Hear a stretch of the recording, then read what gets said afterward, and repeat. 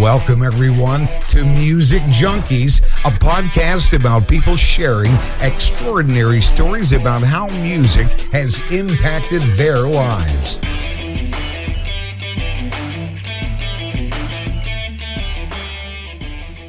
Our guest today, welcome everybody. Our guest today is New York City-based stand-up comedian who has appeared on many late-night shows, including Jimmy Fallon, Stephen Colbert, Conan, list goes on. Like when I was kind of looking at all the shows you've been on, I could talk for hours, right? It's awesome.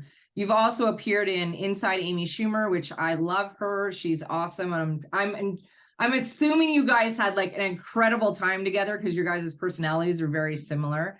You host podcasts and you're on tour right now and you're coming to Canada tomorrow, which is awesome. You're touring all over the US, so please welcome Carmen Lynch to Music Junkies. Welcome, Carmen. I'm so glad to have you here. Thank you. Thank you so much. It's good to be here. Greetings from Vegas.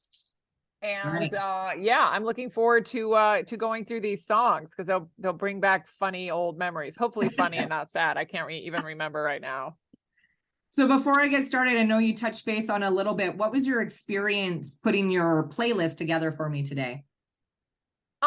I tend to just I feel like my memories I'm losing brain cells all the time. So I went through, I just asked Alexa, I looked at my playlist. That's what I did. I went on Spotify and I saw what, some of my playlists had. And then I went from there, like one song would remind me of another one. And somebody told me this and I think it's true, but your most memorable music comes from your like teens and 20s because I think you're either so vulnerable or you're so excited about life or something like that. Because I find that a lot of my favorite songs are like 80s and 90s. And I'm like, that's so weird. But I love music. But the songs, if I hear an old song, sometimes I just go, like, I don't really feel that way about a song I've heard 5 or 10 years ago. Yeah, I agree. And I did hear that too. I did hear that most of your favorite bands and your favorite moments all come from that, 12 to 17 year age. And I think about music and I love all kinds of music, but I'm an 80s girl all the way. Like any parties I throw, it's like 80s related or like, I just love that whole era of the 80s. And it's not pop. It's like everything, like music that came out. I'm emceeing one of our conventions here on the weekend, and I'm literally opening up my MC stage show to Prince, Let's Go Crazy, like in the beginning where it's like Dearly Beloved, right? So I have that all like really loud with purple lights and oh my God. I'm making a couple guys, like I bought some ribbons. I'm making a couple guys wear like a unitard and do that. It's a financial services conference, so it's going to be a riot. It sounds like you're really good at like designing and ideas and stuff. I just like the whole, I feel like so much of our world is stuffy. Yeah. Like I can't walk into a room stuffy. I'll just say inappropriate things just to like, I'll take the heat. I'm okay with that. That's just, I can't handle that. And I feel like this world has just got so serious. Do you same? Obviously you're in this comedy realm. Do you feel the same way? I mean, in terms of like material, I do sense a shift. Like some of the jokes that I used to do that would kill, now they're like controversial or whatever. And it's different in every state, I think, too, in every city. Like, sometimes it'll work in New York, but it won't work like in Vegas, or it won't work in DC because they're so political or whatever.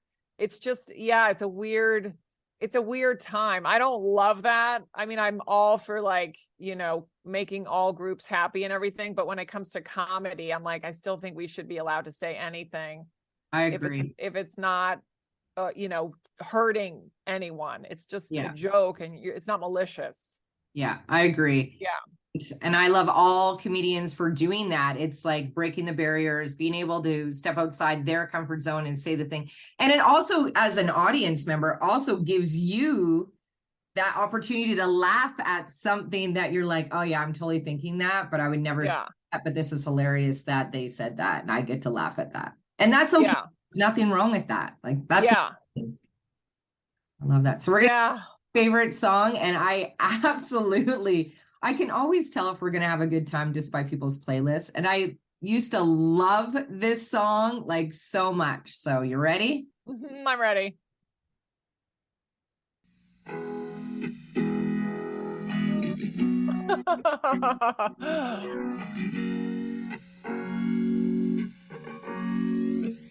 Right? Lightning Crashes live. Oh, Oh man, that was like one of my favorite songs growing up. And the video, geez, you want to talk about controversial. The video, like, do they even allow it still anywhere?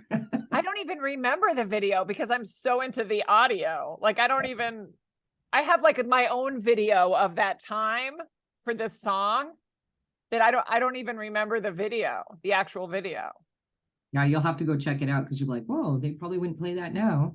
I'm going to check it out. That song totally, I had the biggest crush on this guy. Oh my God.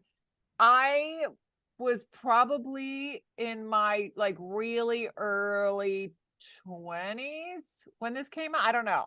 But I had a crush on this guy who was 10 years older. I worked at a bank and he was the funniest guy I'd ever met. And, you know, a 30-year-old man when you're like 20 or like, it's just hot. I've always like liked older guys and he worked at the bank. I've always had crushes on my bosses. And he drove this sick car and this song would play. And one time, you know, like little things when you're super young that you love about like that guys will do they'll just be like, do you want to drive my car? And I'm like, you're gonna let me drive your car? Oh my God. And then I'm like, oh my God, he was really like me, you know. And so I drove his car. It was like some sports car. I don't even remember what it was. And we drove to Georgetown in DC. And then he took me out for dinner. And we like hooked up at some point, not that night. But I remember that I was like, and I remember, you know, we didn't have cell phones. So he would call my house. And my mom was like, who's this grown man who's calling you? And I'm like, he's only like 32. And she's like, he's going to hurt you. He's going to hurt you. He's a grown man. And what is he doing with someone 10 years? She was like, every guy, there was something wrong with him, you know, because she was so protective. But we both loved Live, and that song still reminds me of him. It's so funny. That's hilarious. It's interesting that you liked older men growing up. I did too, and my daughter is 25 now. Uh-huh. When she was 20, and I knew something was going on. Like I just had this feeling that she's dating this older guy, and I'm going to like dog sit. She kept on saying that. I'm going to go dog sit for this dude. And I'm like, okay. So I went and like Googled him on Facebook. This is rewind after I literally moved her into his place, right? Drove there, moved her in. And I was like, so where are you sleeping? And she's like, oh, in this room. And it was like kind of like an office. And I'm like, that's kind of weird. But I'm like, okay, let her make her own mistakes. I get home, I'm like, I gotta fucking Google this guy. Like, I'm starting to stress out here. So I put his name in. He's a male dancer and he's like 34 years old. Oh my God. See, that's the thing how you can find everyone now. I don't know if that's better or worse. I know. And I'm like, what if I did? Oh my God. Like, I have to go save my child. So did you? No, she wouldn't come back. 3 days later, she did, but at the time, and then she had a relationship with him for like 9 months. Yeah. It just was like a disaster. She ended up coming back, and we kind of knew, but it was like, it as a parent, it just puts you in this weird realm where you're like, you want them to go out. I remember what I was doing at 20. I get it, right? But then it's like, oh my God, no, not like, how are we going to have like a, let's meet your boyfriend, right? When your dad is like 4 years older than this dude. You know what I mean? Oh my God. Well, at least it only lasted 9 months. Maybe you got the troublesome one out of the way. And then you're like, okay, the next one has to be a doctor. I can feel it. You remember she dating now? No, she's been single pretty much. I dated a guy after that. And then now she's been single for like 3 years. I couldn't imagine dating during COVID. Like, how do you even... Yeah, anything during COVID. I felt bad for those seniors who were graduating and they didn't have a prom. Not that I know. not that I loved prom, but still, you think it's like you need to like experience it. Yeah. Do you remember your prom? Oh yeah, I asked a guy out because I'm super tall. I'm 6 feet tall, and I was like so like I can't go out with anyone shorter than me. Like I was so like that. And then in my it was just also artificial. I'm like, I have to wear heels, so he has to be 6'2" at least. Like just dumb shit like that. So yeah, I remember going out with this guy. I went with this friend of mine who was 6'2" just for the pictures. Oh, but he's a nice guy. I'm still friends with him on Facebook. So Good. That's a good yeah. thing. All right, your next song. Again, I feel like you might have had a crush on this guy, but we're not sure. Oh my God.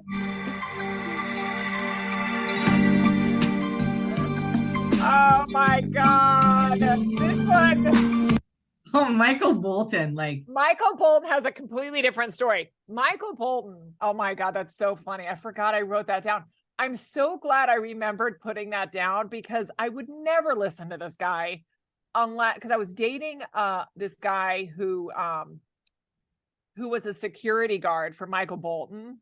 So I went to, and I'm like, are you in love with Michael Bolton? Because he can't stop talking about him. And he's like, I love him. He's the best. He's such a romantic man. And then we started dating, and he's on one of the nights, he's like, I have to work. And he would stand with these other security guards in front of the stage at the Michael Bolton concert. And I must have been like, maybe I was in college. So I was probably like 19, 20. And I was surrounded by 40-year-old women. Just the whole audience was like, and I'm like, what is up? And I loved this guy. I was dating. I was so into him. And I was like, but this part of him is so weird. He's like obsessed with Michael Bolton. So whenever I hear Michael Bolton, I always think of this relationship I had. I feel like Fabio and Michael Bolton were like creams of the crop back then. Totally. Yeah, that long hair. And they were just like, almost like they should have been like stars in like romance novels. Yeah. So when you were growing up in high school, what kind of guys did you go for? In high school, I never dated. I was super shy. And again, because I was tall, there were like 2 tall guys. And one of them I went to prom with. The other one was dating the head cheerleader. And so, of course, I had nothing to do with him. Not that he would have noticed me because I was just such a like, because I in middle school, I wore a back brace for my scoliosis. So I kind of became this shy person just from wearing a brace. And once I got the brace off, I was still the same girl. Yeah. So I kind of like stayed away. I was just with my friends all the time. And then once college happened, I was like, damn, like all the guys were tall. They were like just the athletes, the football players, basketball players. They were all my height. And I was like, this is so much better.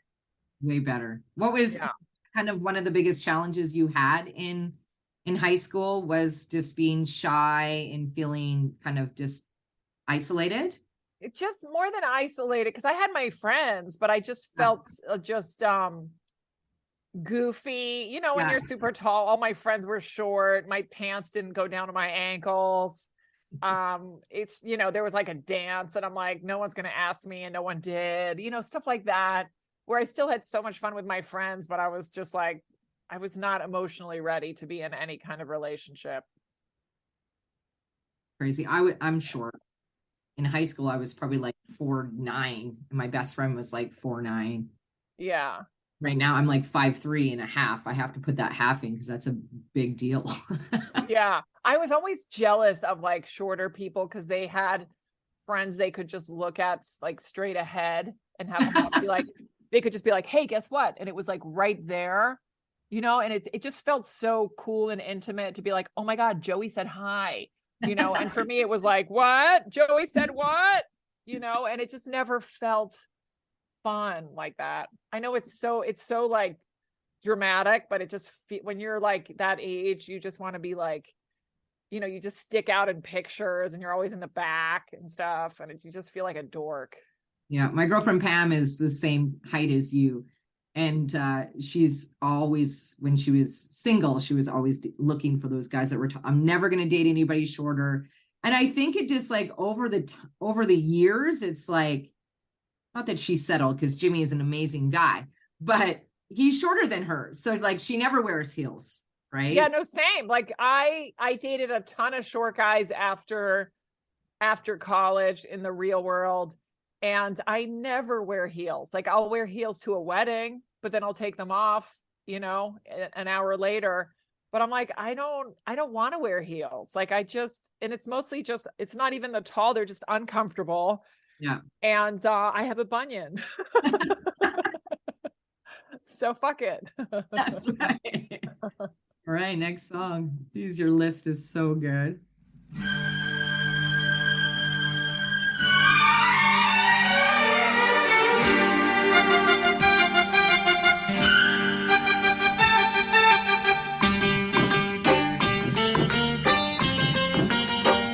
Might be the wrong song. I know what you're trying to pick, but it's I think it's the wrong one. Did you YouTube it? Because it's on YouTube. Okay. Do you want me to play the beginning so you have it? For sure, absolutely. If you or I can send you the link. What's better? Whatever you want to do. Okay, let me just send you I mean, unless they changed the intro, but here it is. And if you watch the video when you play it, you're gonna like it makes Michael Bolton look not cheesy. Like this.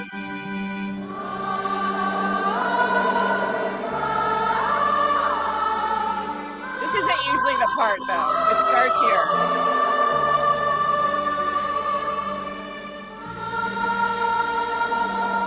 This is always cut out when it's the radio. So what's cutting? Oh, that's it? Oh, okay. So that song is when I went to India, I was like, I think I was like mid-20s. I went with a friend of mine because one of my friends from New York is from India and she was getting married and her family lives in India. So she's like, do you want to come? And I was like, are you kidding? Like, I want to go everywhere. Let's go to India. So I brought my roommate at the time. We were living in New York. I just moved to New York. And we both like the there was no financial crisis. Like America was kicking ass. So we literally both had jobs where we were like, we're going to take off and we'll come back in like 3 weeks. And they're like, okay, whatever. And we ended up staying for 6 weeks in India. And then we took another 6 weeks and went to Nepal. But during that 6 weeks in India, this music would play all the time. And that was, that's the main theme song of a movie that was like blockbuster, just out at the time. It was like, you know, when Top Gun first started, remember everyone was like, go see Top Gun. Like, and everyone was seeing, it was like that big. And everybody was playing it on the streets. And of course I have no idea what they're saying. So my roommate and I would just be like singing to it, like with what we thought they were saying, but we didn't know. And, oh my God, it was an amazing trip. India is, there's so much poverty, but it's such a beautiful country, and the food and the people and the colors, the saris, the dresses, everything. And we had to stay. We were like, we need to go everywhere and see the Taj Mahal. And I remember my roommate went to see the Dalai Lama, which I find disgusting now because of what he did. But like the whole movie, it was like a musical, and they played music all the time. And so I came back to New York, like, I guess 3 months later, started up my job again. And there were so many Indian and Pakistani cab drivers in New York because, you know, there was no Lyft and no Uber or anything. And some of them would be playing this music. And I just was like, oh, they were probably thought I was crazy. They're like, who's this white girl who knows this song? And it's just so funny. I never hear this song because, like, who's going to play it unless I'm like in a cab. That's crazy.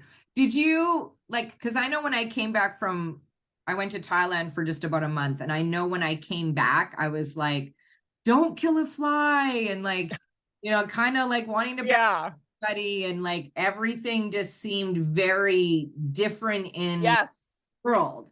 When you came back to India, did you feel that? Like, did you have those feelings coming back? Absolutely. There was so much poverty. I remember when we went to Bombay, I almost tripped over people, like homeless people. Like they had no limbs. They were, begging for food. Like it changes your point of view. And then you become so grateful for what you have, but also so like guilty parts of me. I remember we left, I think, early January. And I remember that we landed on St. Patrick's Day back in New York. It was March 17th. And everyone in New York was out wearing green, drinking green beer and whatever. And I was exhausted. And my roommate was like, come on, it's St. Patrick's Day. Let's go out. And where usually I'd be like putting makeup on and making sure I look cute, I was like, fuck mascara. There's people dying around the world. Like I remember, and of course that all comes back. Like a month later, I'm wearing mascara again. But I remember I was just like, so like, what is wrong with America? Like we make everything such a big deal. I mean, so many children were working in India and Nepal for their families, and they were like 5, and I'm like, what are we doing? We're like so concerned about not having like water that's hot enough or whatever. It's just incredible. But that goes away over time. Yeah. It does. Sadly. Yeah. My husband's like, okay, we got 35 flies in the house. We're going to have to do something. Like, we're going to have to kill some of them. Yeah. The flies thing never happened to me. I still hate flies. But I hate the rats in New York. Like we have a huge rat, and I've had apartments with mice and stuff. And I did see one mouse in a teacup in India, just like peeking over the teacup. And I was like, you're cute. I'm sorry, but you're super cute. All right, next song. Good band. Right.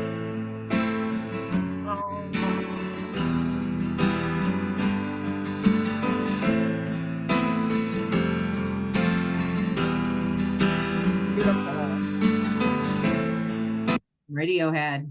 They can do no wrong to me, especially I think that was OK Computer, the album. I don't remember, but my friend made me a mixtape of Radiohead, and that's the same time as the India thing. Like I remember being on these trains because we bought a one-way ticket to Bombay because my roommate, I remember she was like, you don't know where you're going to fly out from. Trust me. She goes, once you travel to these places, you meet so many people and they're like, let's go. Cause we almost went to Thailand and they were like, no, let's go here. Let's go there. Oh, let's go. So we went to all these different places. And then who knew we were going to fly out of Kathmandu, Nepal. So I had these mixtapes and so many of them were Radiohead. So I would listen to them on these buses and trains and stuff. And just, it's, you're just, you think of like India as a place to like go find yourself.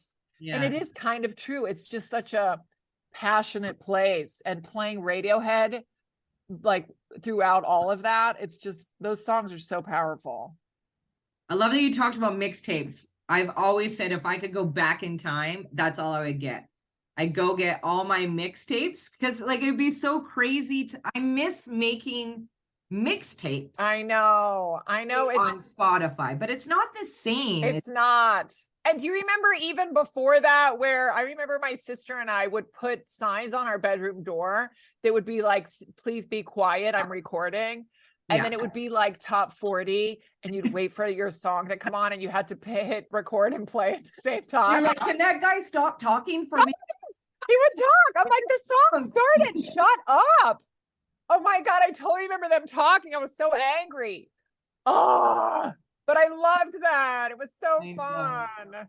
Do you remember the first cassette tape you ever bought? I do, because, some of them are on your list. Oh, so good. I don't know if you're going to hit them, but I can tell you. Yeah, so, for sure. So I lived in Spain until I was 8. And then I was born in America, but then my family moved to Spain because my dad was in the military. So when I was 8, he was assigned back to the US. And my sister was like, she was 10, but she was a very old 10. Like she was already a grade ahead. So technically she was like 11 with all of these, and she just knew shit more. I was kind of like the young kid who was kind of an idiot, you know. And I remember we moved to America and she like bought all these cassette tapes.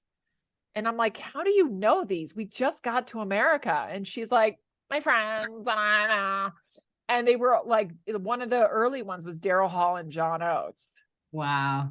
And so yeah, and I think one of the U2 albums, I don't remember which one, and Cyndi Lauper, but Daryl Hall and John Oates, I remember just being like, who are these guys? Yeah.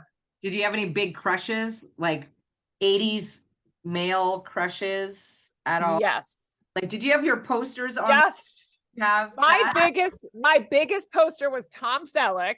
Oh, And wow. my mother called him grandfather. She goes, why is that grandfather on your wall? And I'm like, he's so handsome. She's like, he could be your grandfather. And it was him and Ralph Macchio were like my big, nice. and of course now after watching Cobra Kai, I have a way bigger TV crush on Johnny than on Daniel-san or whatever. Like, I think Johnny's so funny. But yeah, but I loved, like, I remember she had David Bowie on her wall and I thought he was so weird, which is so weird because now I love him. Like now I literally seek to like find his stuff. But you know, I was one of those sisters who was like, I can't like what my sister likes because I have to be different. So I was always like, ew, David Bowie, you know. But yeah, all of my crushes had dark hair. Pretty much. Really? Oh, and then I had a huge crush, huge first concert ever. I can't believe I didn't put this song. My first concert was a-ha. No and way. Take on Me. When I saw the lead singer Morton Harkett, I just like, I looked at those magazines like Teen Magazine and all that. Yeah, Teen Yes, anything with Morton Harkett on it, and I was like, people would be like, who do you think is cute? And I'm like, Morton Harkett. And they're like, who is that? I'm like, oh my God, he's the lead singer of a-ha, duh. I used to have like 2 rooms in a sense. Like my parents knocked out this wall because I was the only child and they wanted to give lots to me apparently. So one side was like all Teen Beat, like Kirk Cameron, like so many, I can't even remember. But Ralph, I wasn't a big Ralph Macchio fan, but I did have him on my wall just because he was like a teen. Right. And the other side was like Motley Crue and Cinderella and like all, you know, all kind of 80s hair bands. And I was obsessed with Vince Neil, but now I'm not so obsessed with Vince. Like Vince Neil from the 80s ate Vince Neil now. Like, you know, we just haven't seen him September, and I was like, dude, like the other guys are working out. You might want to just hit the gym a little bit. Like you're on a world tour here. Like it makes you wonder, like, what is Mick Jagger doing? Because I saw him in concert a couple years ago and he looks fabulous. Yeah. I'm like, is he getting a blood transfusion? Like he looks amazing. I heard he doesn't even tell people what he eats. Like it's a secret. His diet is top secret, which I'm like, I don't think it's in his diet because I think we all know what's healthy. I think it's like he's doing something else. Yeah, he could be some growth hormone or something. Yeah. All right, next song. All right. Oh my God. I love that you picked the foreign song. Tonto el que no entienda. What's this song called? Hijo de la Luna is Son of the Moon. Oh. And Hijo de la Luna is a song by a really popular Spanish band called Mecano. I don't think they're around anymore, but I would say, I don't even know, in the 80s again, like they were huge in Spain. And we would go to the beach with my cousins. And this was played everywhere and we would sing it. Even my aunts, who must have been like, I don't know, in their 40s. And I'm like, how can they like this song? They're so old. Ugh.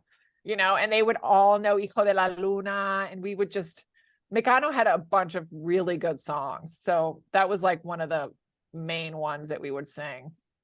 What do you think the difference is between Spanish men and American men?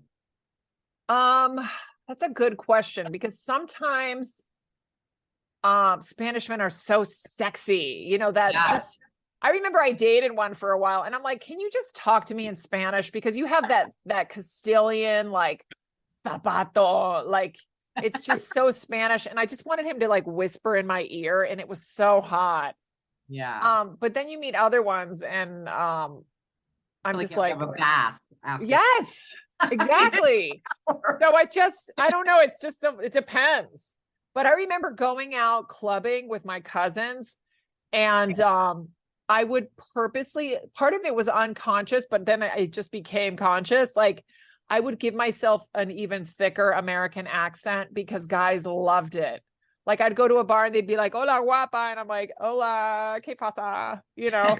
and I'm like, why am I doing that? But it was like, they're like, oh, where are you from? ¿De donde eres? You know? Yeah.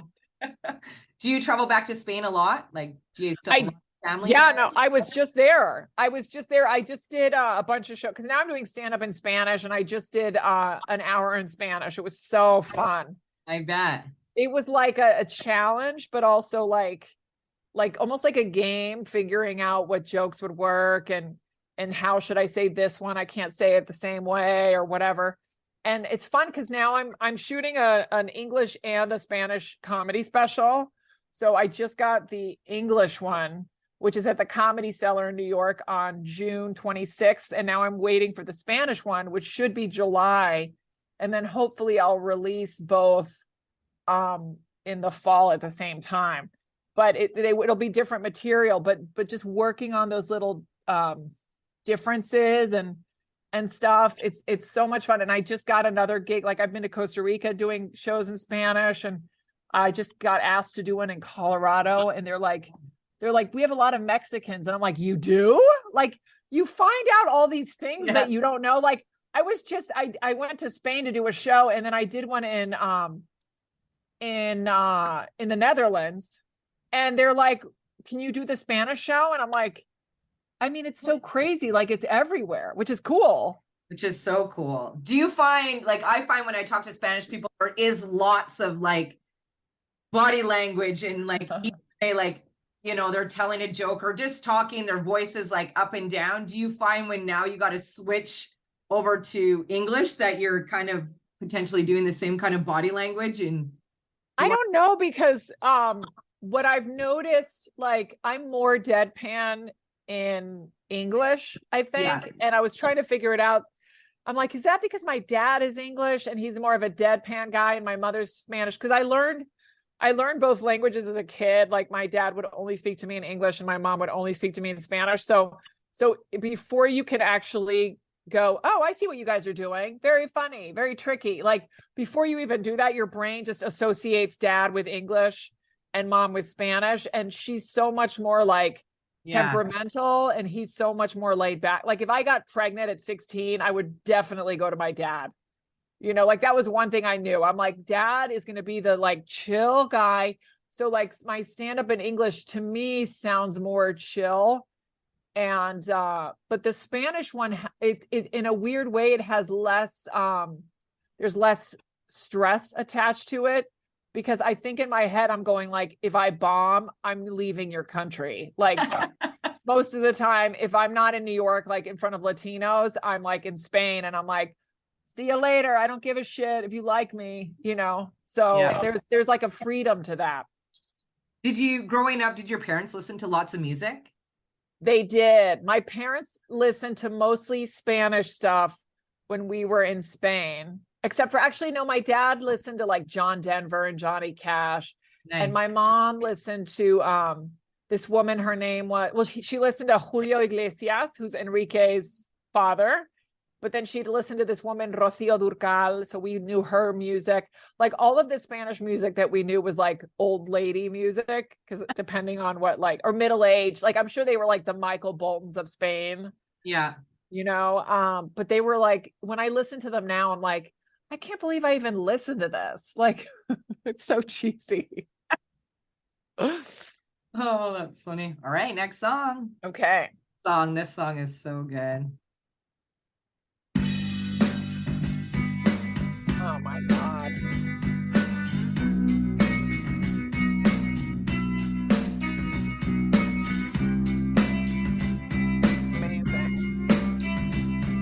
another Radiohead song, Creep, but that song is just, yeah, it's so good.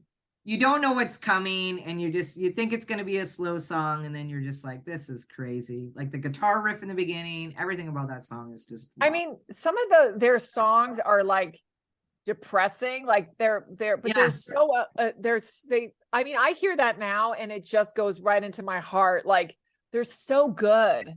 They just hit that spot in your heart. And I mean, that there's no story for that one. It's still the India mixtape because it was part of that whole mixtape time. But I'm like, this band, I'm like, does anyone not like them? Because you're an idiot. Like they're so amazing. They're so good. I agree. Do you have any pet peeves, things that drive you absolutely crazy? Yeah, I hate when people walk behind me like really close, and it happens a lot in New York or in, you know, in places. And I probably do that to people as well, but I'm a lot more careful now because I think when you either first move to New York or you're a tourist in New York, you're always looking up at the skyscrapers and you're looking up at stuff and you're not paying attention where you're walking. And I was one of those people because I was like, oh my God, this building is so high. And then someone would be like, can you move? Like you're in the middle of the sidewalk. So like slow people and people who like walk behind me, I just stop and I just let them go. Cause I'm like, it's like one of those, keep your distance, like don't get so close to me. Or they stand in line behind you and they're like right behind you. I'll do that. Like I'll pretend that I don't notice it and just shove my backpack further, or my suitcase, I'll hold it like really far. But that shit drives me crazy. Like personal space. Yeah, I agree. Anything else drive you crazy?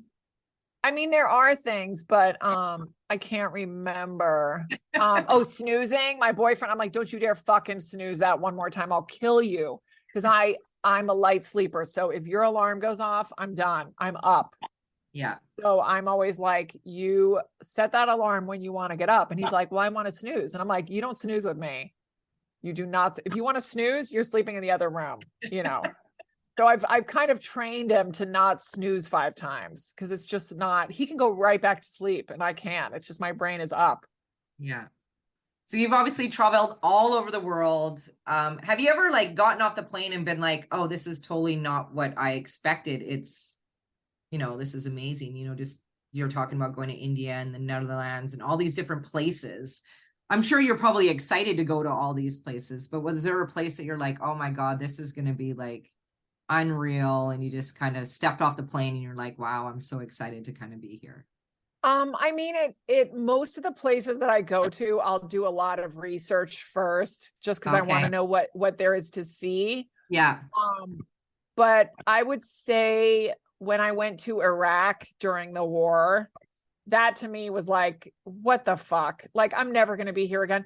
And when we landed in Baghdad, the security that came to pick us up announced, because it was a military tour, the security that came to pick us up announced that Osama bin Laden had just been shot.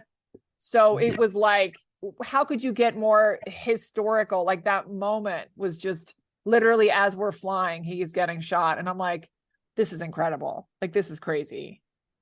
Yeah, that would be crazy. Do you have a favorite place that you love to perform at? Like a theater that you love performing in that theater? I don't usually do theaters. Like the Canada tour that's coming up is all theaters. And it's like, I think 4 comics together. Yeah. But I love clubs. I mean, I'd love to do theaters. I do theaters all the time. But you know, hopefully one day, but clubs that have this like low ceiling, basement quality, it doesn't have to be a small room, but just a room where the laughs are so tight and there's no high ceilings, like rooms like that typically where they're just open and they're not, offended by everything. Those are the best. Yeah, I agree. Yeah. I love seeing comedians in smaller venues. I just feel it's more intimate, it's more personal. Yeah. And anytime I actually go to a theater to see a comedian, I always want to get like right up close, personal, where I don't have to see everybody behind me. I don't want to be up in the rafters. Like, right. You know, I don't want to see any of that stuff. So that's cool. I love that you have the Smiths on your playlist. Ah.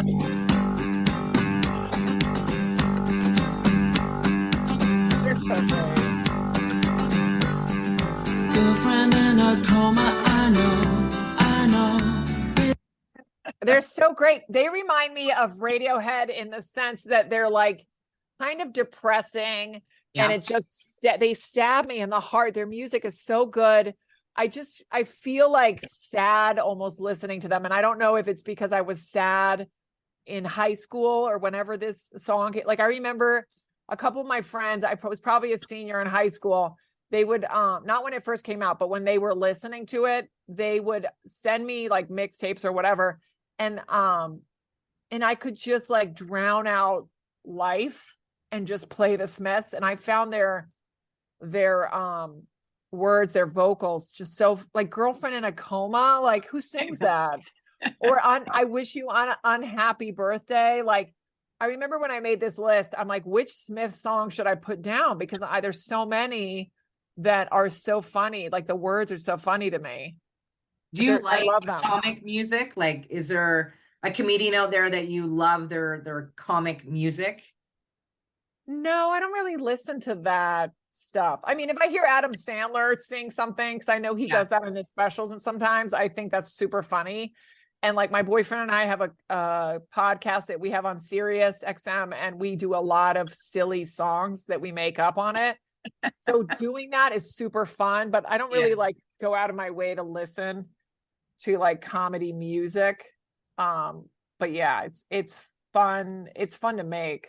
Yeah. I went and seen Comedy Festival Supreme the first year, and it was like obviously all comedians. So it was like, oh God, who was there? There was Adam Sandler was there. I can't remember his name from Hot Tub Time Machine, the black guy. He just sat at his keyboard and just went, Oh yeah. that's all he did for like an hour straight. Yeah, I can't remember his name.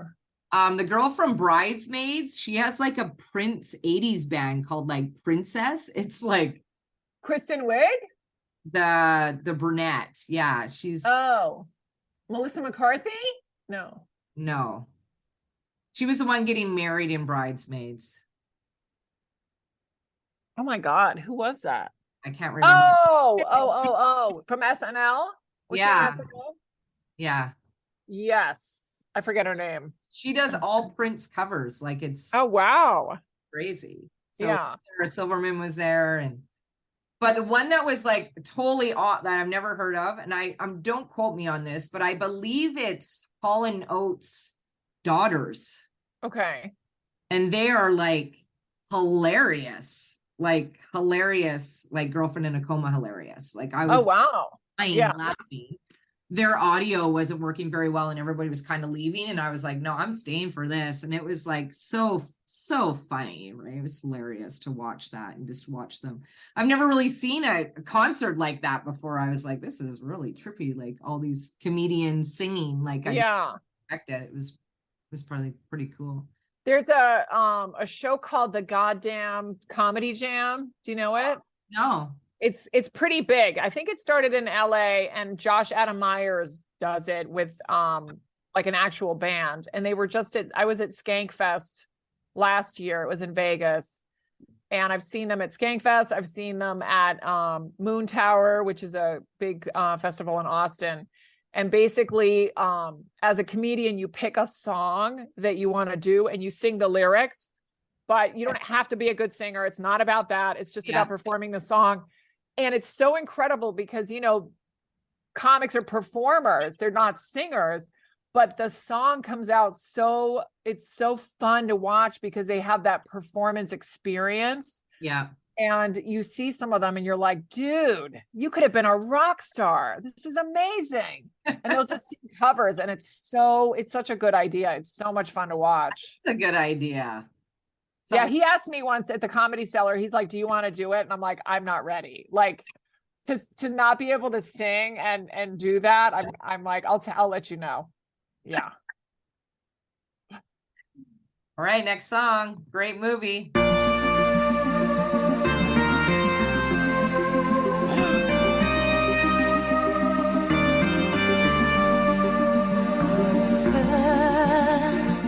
when there's nothing. Oh my God. I feel like you could do that song. Yeah, totally. I love, like, was this Flashdance? Or Yeah. Fame? Flashdance, yeah. Flashdance. I loved anything like like Footloose, all these dance Yes. movies. I just thought they were so fun, and I kind of vicariously like love to pretend that I was a dancer and that I could, because I can't dance. I'm 6 feet tall. No one in my family dances, and to just pretend, like, I remember all of these 80s. I don't know if that was an 80s movie or yeah, I think it was.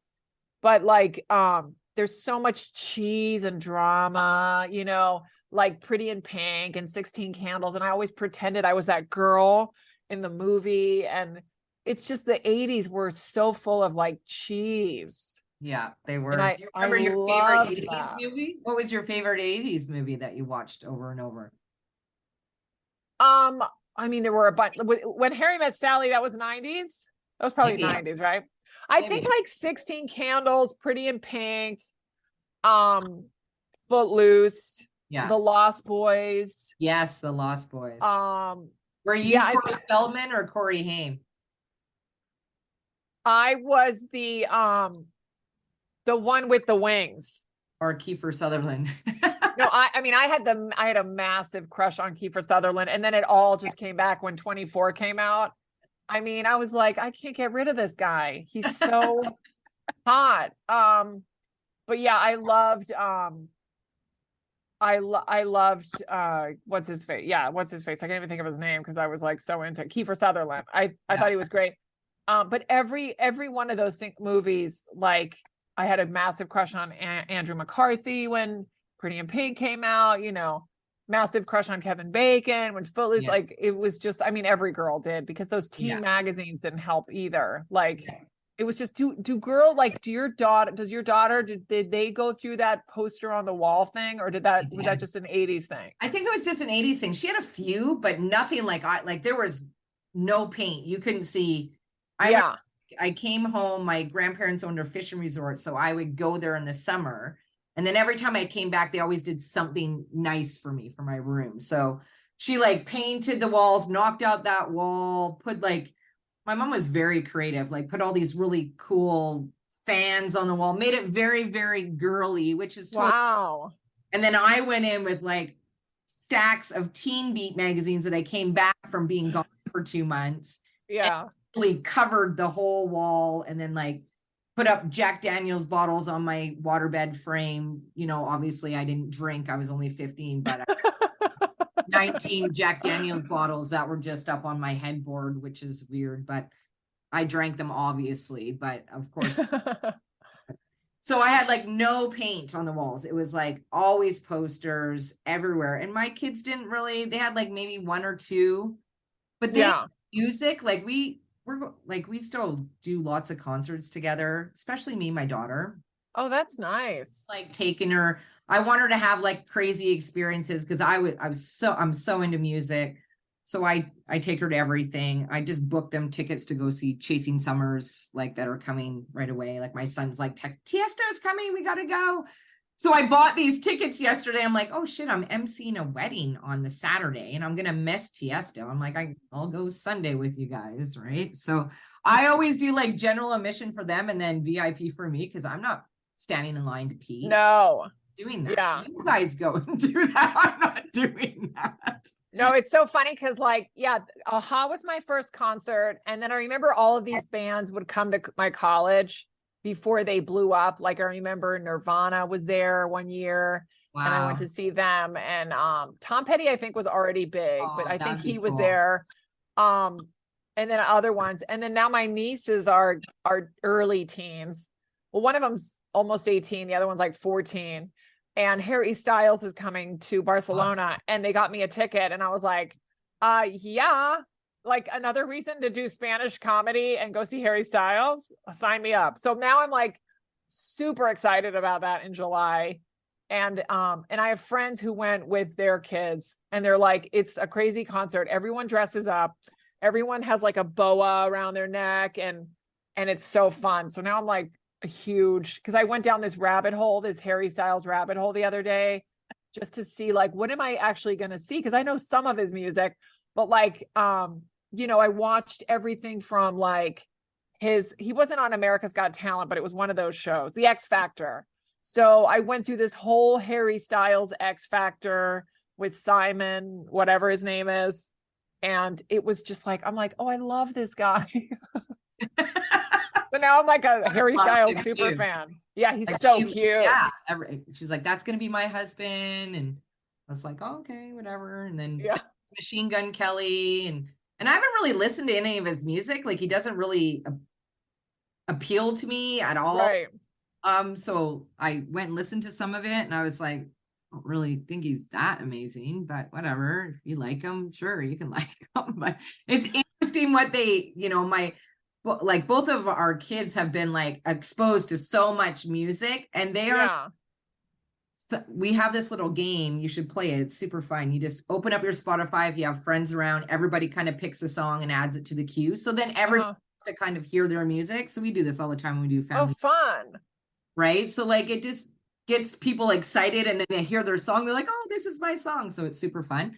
And it's all like crazy death metal, psycho stuff that I'm like, really? This is what you're listening to? Like, I wouldn't have ever thought that. Right. Yeah. So, Yeah. It's so funny to like also find out what they know that was you know, huge before they were born. And then also the opposite, like my boyfriend's son, I think he's 14, but I think he was like 11 at the time when this happened. Like we were talking about Madonna, and he was like, who's that? Who's Madonna? And I'm like, who's Madonna? Like, you know, but that's normal. Like for them, how's he going to know everyone? You know? I know. And I always laugh because you know, my son's wife is into all this gangster rap, and she's as white can be. And so it makes me laugh when she sings this. So then I'll go and put on like old school NWA or something. She'd be like, oh, who is this? And I'm like, this is like gangster rap. Right. I don't know what this is. They're just putting down women for the next 4 minutes, but this actually has a theme to it. Right. Right. So it's so night and day. It's funny. Yeah. 14 years old, eh? 14. Yeah. His son is 14. It's crazy. What is one thing that you've learned from that 14-year-old so far? Honestly, like how to make a video with green screen. Like these kids are so good with like special effects and whatever. And even when he shows me, he's still kind of like that shy kid. And I'm like, I tell my boyfriend, I'm like, John, can you have him, you know, show me how to do this? And he like does it at his speed. And I'm like, I can't follow this. This is way too fast. He's like, just go here and hit that and da. And I'm like, can you like do this like grandmother slow? Because I have no idea what you just did. And they're all like that. Like my nieces are like, why don't you just do this on your iPhone? I'm like, I didn't even know that was an option. Yeah. Like, where did you pick this up from? No, they're on it all the time. They know everything. This is literally one of well, he's not my favorite singer, but this was somebody that I would definitely sleep with. Definitely. Oh, yes, me too. Oh my God. Esta noche bailamos. Te doy I mi love I it. always used to say to my husband, this is a wood tick that I would definitely sit on for sure. I feel exactly the same way. Like to me, like I listen to him more now than I even did when he first came out. Like I love his music now. And I make Alexa, I'm just like, just play Enrique Iglesias greatest hits. And then it just goes on and on and on. And she'll start repeating the song. And I'm like, I don't care. I love him. That's so weird because I remember growing up in Spain and the magazines would be like Julio, you know, and they would show Enrique and he was just a kid. I'm like, who knew what he was going to turn out to be? But I was like, this guy is amazing. He's hot. Yeah, he's super hot. So when's the last time you went to a concert? How recently? Oh my gosh. I don't think it was that long ago. What did I see? Maybe it was. I don't know. I've seen Bob Dylan a few times. Good. That was through another guy that I used to date who was like a super fan. And then but I've seen a few before. Oh, I know. I did this comedy festival in Seattle called Bumbershoot, and it's mostly music and there's some comedy. So when I wasn't on stage, I would just go see the bands, and I couldn't even tell you right now like who I saw, because you'd go to one field, there'd be like one person, another, but incredible. I And love now, that experience. oh my God, it's so amazing. Like I Yeah. just got into a Spanish festival that again is huge in Barcelona. It's this summer and it's mostly bands, but then there's comedy. And I'm like excited to do the comedy, but I'm not like super, I'm a little weary because outside shows just they suck more. There's no ceilings, there's no place to keep the laughter.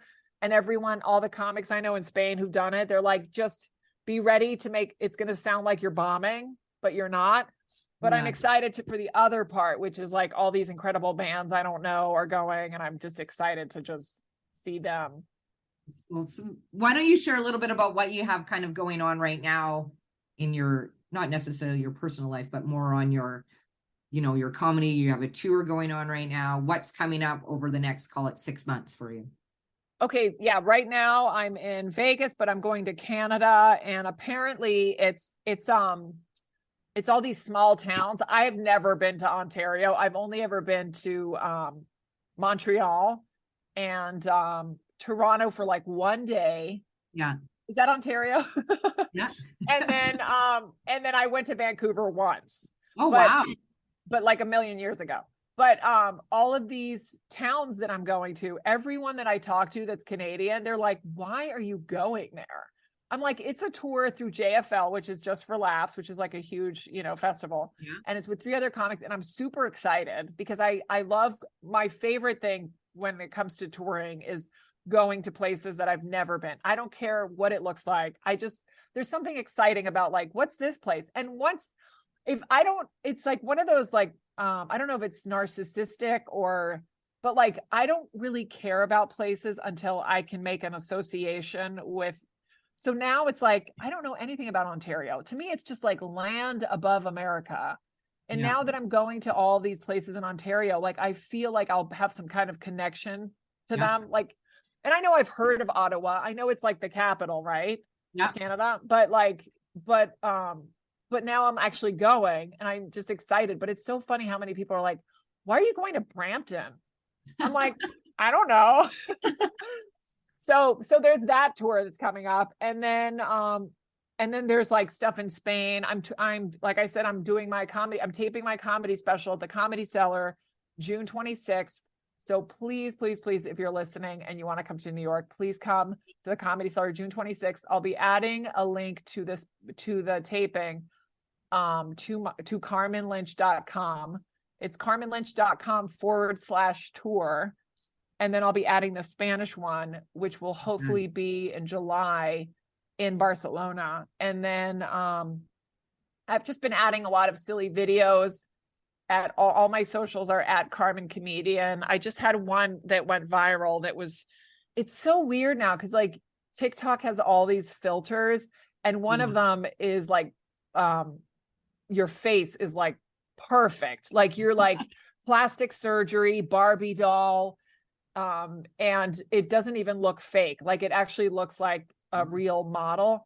So I did a video of myself as that girl. And of course that one goes viral. I'm like, fuck you guys. Like, can you just viral something with my real face? So yeah, it's just been really fun. And then I added a new Instagram in Spanish. So all my Spanish stuff is at Carmen en Español. Carmen en Español. So that's like the main stuff. I'll probably just be doing a lot of work on getting my specials recorded. And then I think after that I have like random, like I'm so excited. I just got Alaska in September. Have you ever been? Never been. Like I want to go like whatever it's called, whale watching. And then I just have other stuff, and more Spanish stuff is coming up, which is cool too. So I'm excited about that. That's really cool that you have a lot of Spanish stuff coming up. Yeah, it's weird because at first it's like, oh, I'm doing twice as much comedy, but it's not. I'm literally doing half as much. Like it feels like I'm doing double, And I'm like, Yeah. oh my God, this is amazing. But it's weird because now I'm doing literally less time in English.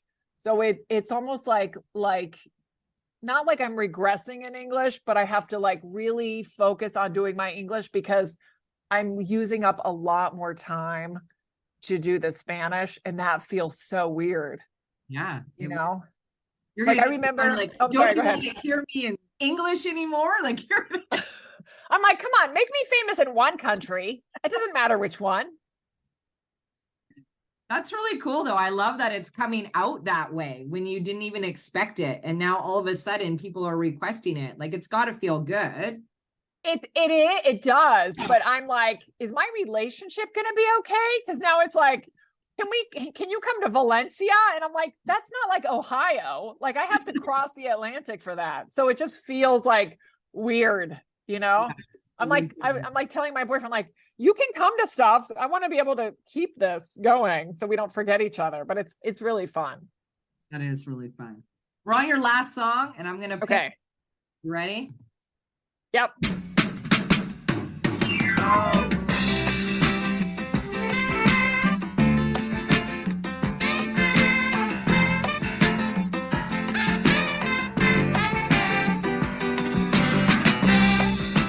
Good old David Bowie.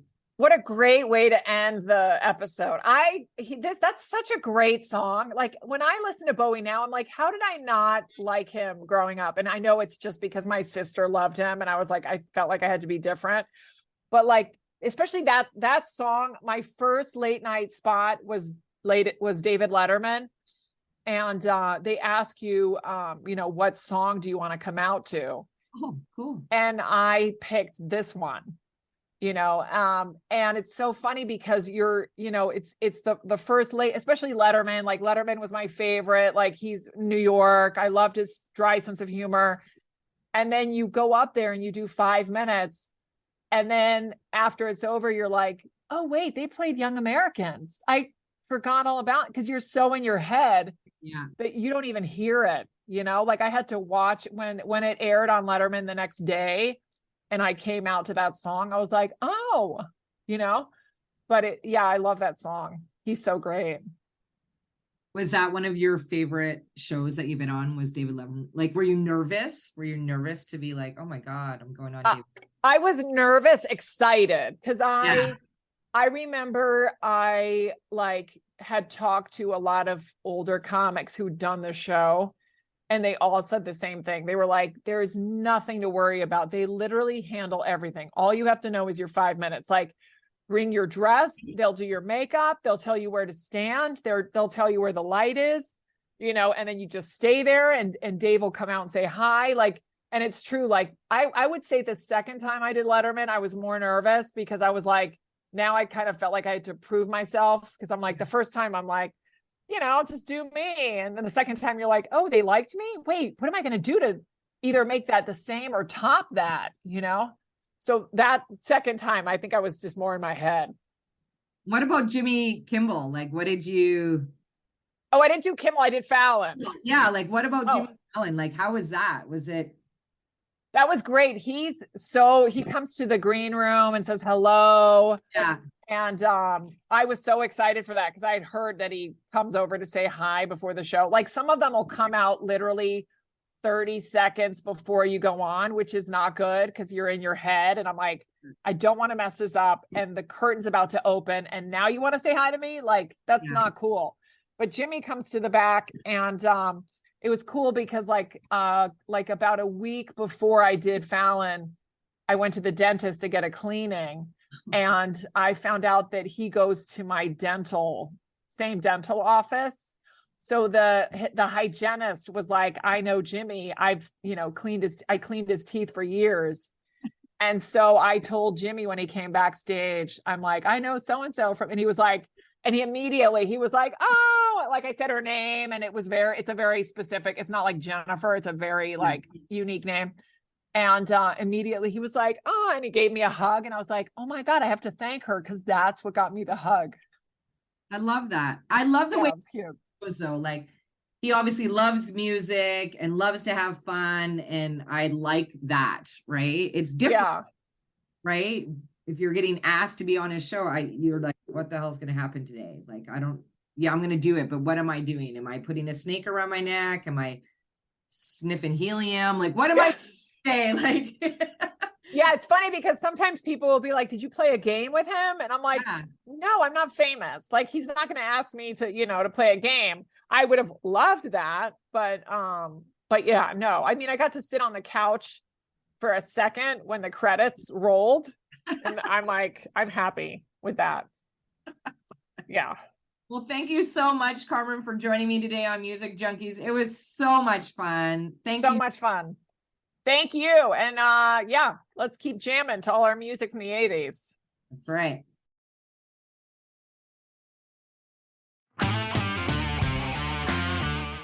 Thanks for listening today. Hope you enjoyed the show. New episodes out every Monday. Please share with a friend and subscribe because you want to. And like me because you like me. Leave a comment so we can connect. And if you have a great playlist and you want to share, I'd love to have you on the show. Please reach out to me on Instagram at The Music Junkies Podcast.